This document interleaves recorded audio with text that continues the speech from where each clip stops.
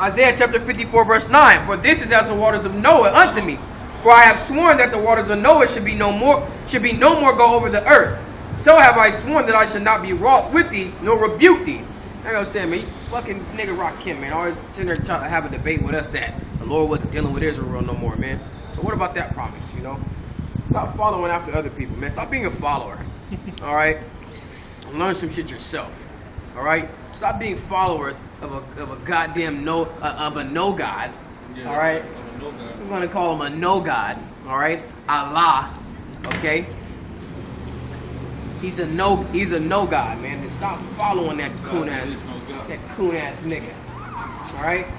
Fucking Favre. That's who he really is, man. It's Favre fucking Muhammad, all right? And come be a real follower of the Lord. That's right. Yahweh Shem Yahushai. That's right. Okay. Verse 10, for the mountains shall depart and the hills be removed, but my kindness shall not depart from thee, neither shall the covenant of peace be removed, saith the Lord, that have mercy on thee. You want to say something? Yeah, but the covenant of peace will never be removed. Again, you know, right? Hey, man. Well, go ahead. Just another thing, you know. So you know the scripture is real and everything ain't been prophesied as came true because we still living in this destruction. People still out here at war. There ain't no peace in this motherfucker.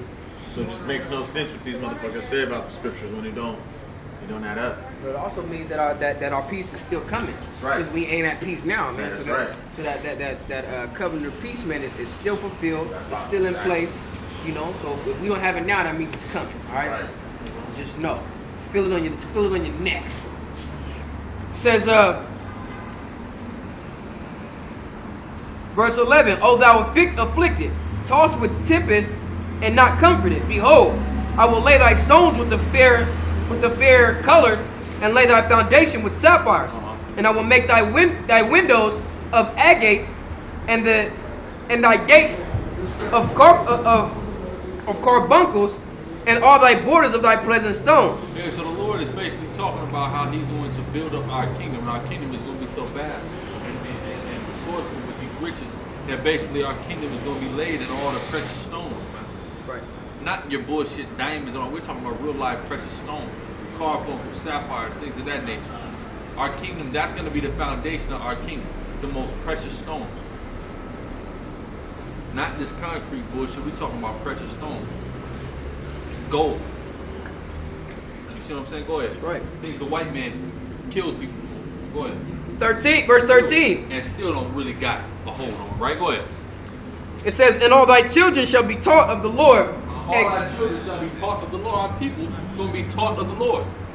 Really learn of the Lord. Because the scripture says we're no longer going to have to teach every man his brother. So our people are going to be born and just have this knowledge, this wisdom, and this understanding ingrained within us. Go ahead. And great shall be the peace of thy children. Great shall be the peace of our children. Why? Because we're going to be at actual peace. We're not going to have to worry about nothing. We're just going to be chilling, man. Great shall be our peace. We're just going to be kicking it in the kingdom, ruling over you heathens, man. Go ahead. In righteousness shalt thou be established. And righteousness will be established. Not like the so-called white man who did the exact opposite. With wickedness he was established. See, that's the funny thing. If you take a look at the beasts, right? The vision of Daniel. Daniel saw the Babylonian, the Medo-Persian, the Greek, and the Roman, right? Now the whole thing was the Babylonian and the Medo-Persian didn't necessarily found, you know, their kingdom on total wickedness, especially not the Medo-Persian. This so-called white man established his kingdom in wickedness as the Greeks and the Romans, and you know, this ain't nothing but the Roman Empire we living in today. Total wickedness it was established with. Start with Alexander, that weird freak, right? But our kingdom is going to be established in total righteousness. Go ahead. We ain't going to do no bullshit. We going to Yahweh Shem Yahushai, the Lord, you know, He's going to send Yahushai and the host of heaven, the angels here, and we're just going to take it over. And we're going to righteously establish and recompense. That's how we going to get the kingdom. Not on no bullshit. Go ahead. And all thy children shall be taught of the Lord, and great shall be the peace of thy children. Great shall be our peace. Right? Go ahead. In righteousness thou shalt be established. That's right. In righteousness we shall be established. Not in wickedness like the white man was established. In righteousness. Not off the stealing of people's land and identity are we going to be established. In righteousness are we going to be established. Go ahead. Thou shalt be far from oppression, for thou shalt not fear. Far from oppression. We will no longer be oppressed. Who's going to be oppressed? Our oppressor. Who is our oppressor? This white devil. That's the oppressor. And we're going to be far from their oppression. We're going to be oppressing this damn devil. Go ahead. For thou shalt not fear, and from terror, for it shall come, if it shall not come near thee. That's right. Terror shall not come near us, man. We're not going to be afraid of nothing in the kingdom. We're going to be making these people afraid. Just like this white man ain't afraid of nothing. You got these cracker couple that walked by us earlier. They're not afraid of nothing. They weren't afraid of us doing something to their ass. Right? Because they got their kingdom and they got police in their kingdom. We ain't gonna need no cops in the kingdom. You see what I'm saying? They're at ease. Yeah, they're at ease, exactly. These people ain't gonna even think about doing nothing to an Israelite because we're gonna be on such a level. Our people gonna have spiritual power in the kingdom. We don't need to call 911. We'll fuck you up. That's right. Not like this white man who's a faggot who got to establish a police system. Or we got to have a police department to protect the people. You know, damn police. We got ourselves, and ourselves will fuck you up, man. I'm just coming straight. Go ahead. Behold, they shall surely gather together, but not by one. But not by one. Go ahead. Salah, but not by me. But not by me, right? Go ahead. It says, whosoever shall gather together against thee shall fall for thy sake. Exactly, shall fall. Whoever want to come up against us is going to fall. If the heathen want to plan a damn revolt, a coup d'etat of sorts, it ain't finna happen, man. They're going to fall. This white man might try to rebel, man. Don't worry, Esau. We gonna fix you real. We gonna fix you up real nice. Okay, go ahead. Behold, I have created the smith that bloweth the coals in the fire. The Lord said He have created the smith. This is all dealing with our peace, but now we talk about how is our peace going to be established. The Lord said He has created the smith. Right? Go ahead. It says, behold, I have created the smith that bloweth the coals in the fire, and that bringeth forth an instrument for his work. Go ahead. I have created the waster to destroy. He has created the waster to destroy. Now this is all prophecy of the ICBM nuclear missile. Okay? Who possesses them? Russia got them. Iran got them. North Korea rather got them. And other countries got them. Okay? China got it. And what's going to happen is the Lord has created the scientists, the mad scientists that has created this technology of the thermonuclear intercontinental ballistic missile.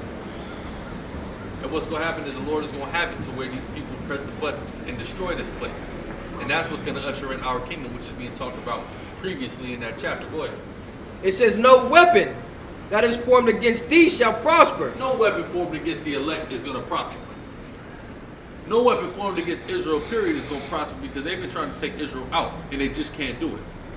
Planned Parenthood done killed a few million niggas, but niggas are still here. A few wicked niggas, man. Yeah, that's all. And niggas is still here. And Spix is still here. Right. And we're going to be here. And according to Esau's statistics, we're going to be the majority within the next 30 to 60 years. And so what does that tell you? No weapon formed against us shall prosper. That's what it tell you. Go ahead. And every tongue that shall rise against thee in judgment, thou shalt condemn. And every tongue that shall rise up against us in judgment shall we condemn. We condemn these people out here. Might come a time where we have to sit before councils. As spoke about in Revelation, the 2nd chapter, we condemn them too through the Spirit. Go ahead. It says, this is the heritage of the servants of the Lord. That's our heritage. Right? Go ahead. And their righteousness is of me, saith the Lord. The righteousness of the Lord, right? The Lord's servants, the elect, is serving in the righteousness, man, of who the world ignorantly calls God in Christ. Number 54? I was done on that, yeah. 54. Okay, go to 55. Verse 55. I got a precept for one, though, so read one. It says, ho, everyone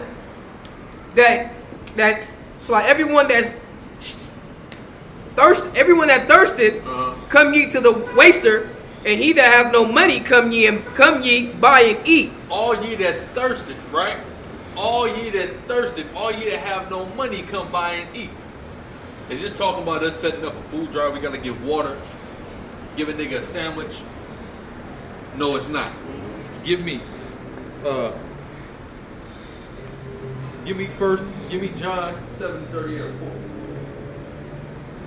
Let's see what is being talked about.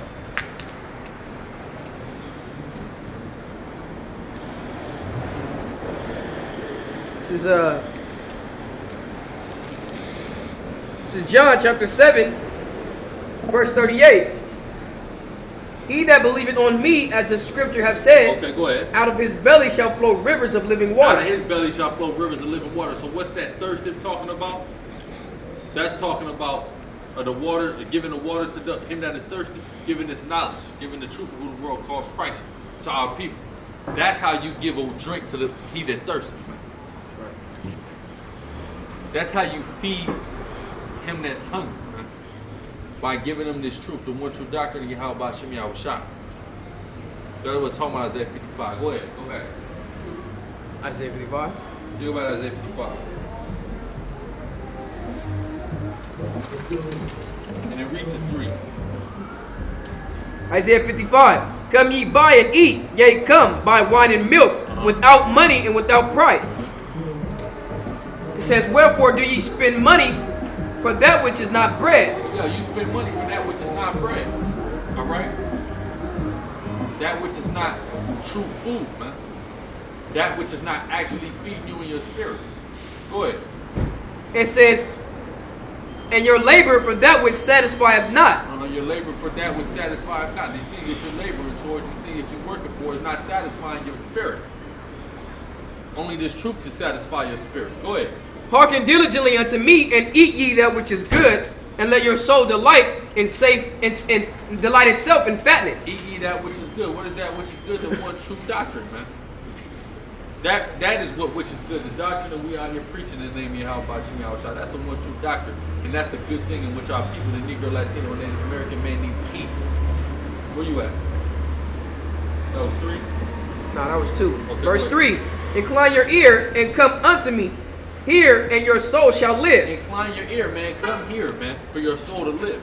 Letting you proving what we're saying about verse 1 and 2, how that food and that water ain't talking about actual food and water. It's talking about the word that we speaking, the true word that we speaking. That's why I say here in verse 3, what? Hear, incline thine ear, right? Go ahead. And your soul shall live, and I will make an everlasting covenant with you. And thy soul shall live, and an everlasting covenant shall be made with you as an Israelite, right? Go ahead. Even the sure mercies of David. Even the sure mercies of David, right? Hold that. Give me 1 Corinthians 15:45.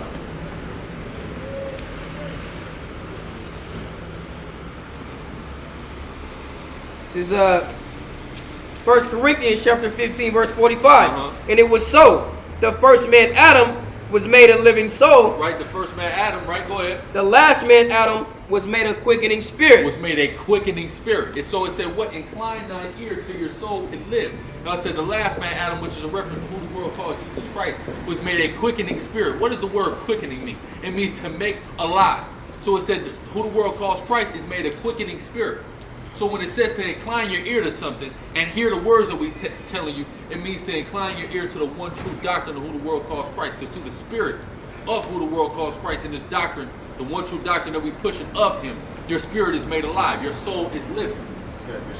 Nah, who is that on the jacket? That's a goddamn Caesar, and then it says the whosoever. Wow. That's why that bitch was looking back and shit. Probably some weirdo death metal group or something like that. Death metal. But that's how they treat their Lord. He's a whosoever. Yeah, really. People that say that because they don't know who their Lord is. They don't know who they are. He's a whosoever.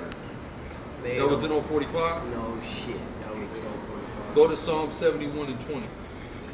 She might as well put the insignia that we got right here on her back. This is the devil.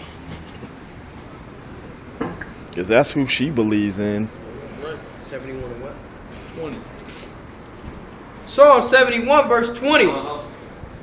It says, Thou which have showed me great and sore troubles shall quicken me again, and shall bring me up again from the depths of the earth. That's right. Now, that's David prophesying again about who the world calls Christ. The world named Yahweh Shai. And he said what? He said, he that have showed me great troubles and brought me into the grave shall quicken me again, meaning shall make me alive again. Again, Yahweh Shai has made that quickening spirit. So the fact that the Most High had him suffer, die, get buried, and rise again or be quickened again is an example of how he is the quickening spirit, because he was again quickened. You see what I'm saying? That was in 20? This nigga that turned the home jersey into an away jersey. Go to Psalm 119 and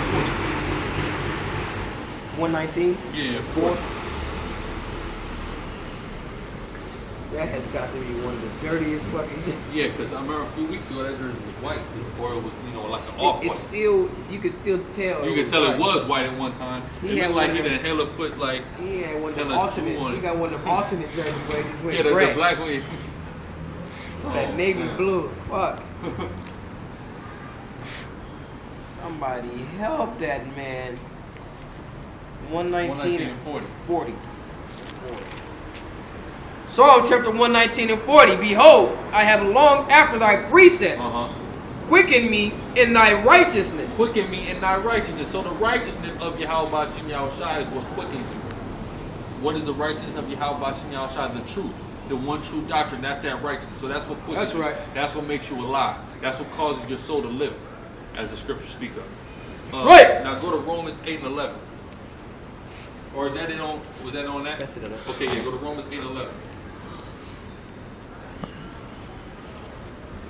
This is Romans chapter 8 verse 11. But if the spirit of him that raised up Yahweh Shai from the dead dwell in you, he that raised up Christ from the dead shall also quicken your mortal bodies. Exactly, shall also quicken your mortal bodies. Again, that's that quicken. How is he going to quicken it? He ain't just going to quicken no average nigga out here. He going to quicken the one that's, seeking to follow his law, statutes, commandments, and get into this truth and do his work and be a man of him. That is who Yahweh Bashim Yahweh Shai is going to quicken. All right? Not every damn Israelite. We're talking about the elect. That's who's going to get quickened. So you got to incline your ear, as it spoke about in Isaiah the 55th, we in the 55th chapter. In Isaiah the 55th chapter, it told you to incline your ear. So he that inclineth his ear, truthfully, come by and eat and drink of this water and whatnot. That's whose soul is going to be quickened through the spirit of Yahweh. Okay? By his spirit that dwelleth in you. By his spirit that dwelleth in you. He gives you the spirit, and that spirit makes thee alive. You see what I'm saying? Now go back to Isaiah 55. It's so and reach out verse 5. Isaiah 55 verse 4. Behold, I have given him for a witness to the people, a leader and commander to the people. That's right. He is a leader and a commander. Yahweh Shai is the leader and the commander. He is the commanding general. That's right. All right, go ahead. What you gonna talk about, commanding general? Get the fuck out of here. Alright? Get the fuck out of here. Verse 5, behold, thou shalt call a nation that thou knowest not, a nation that knew not thee. Thou run unto thee because of the Lord thy power. Yeah, a nation, all these nations, these different nations, they're going to run unto us because of the Most High, because we are the people of the Most High. Now, does that mean all these people are going to get salvation? No. Finish that up. That was it on 5? Nah. Finish that up. For the Holy One of Israel, for he hath glorified thee. Because we are glorified, what's going to happen is these nations, they're going to run into it. But let's take a look and examine what that means. Give me Deuteronomy 28 and 48. Let's examine that. That's right.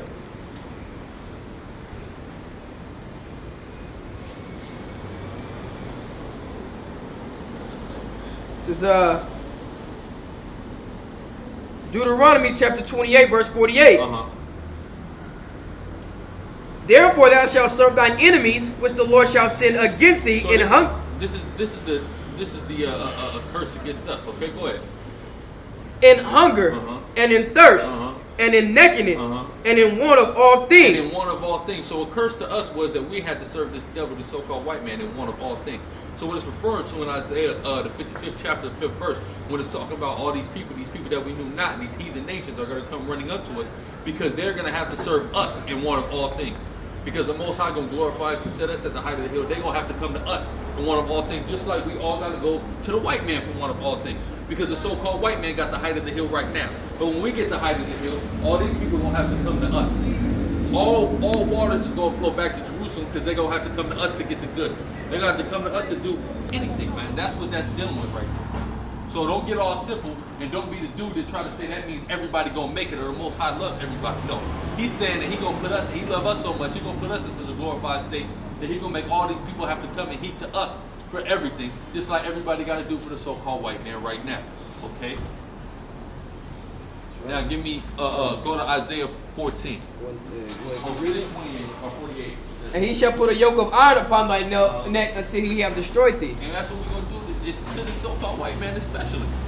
We're going to put a yoke of iron on the white man's neck till we destroy his goddamn red ass. Okay? Now go to Isaiah 14 starting. That's right.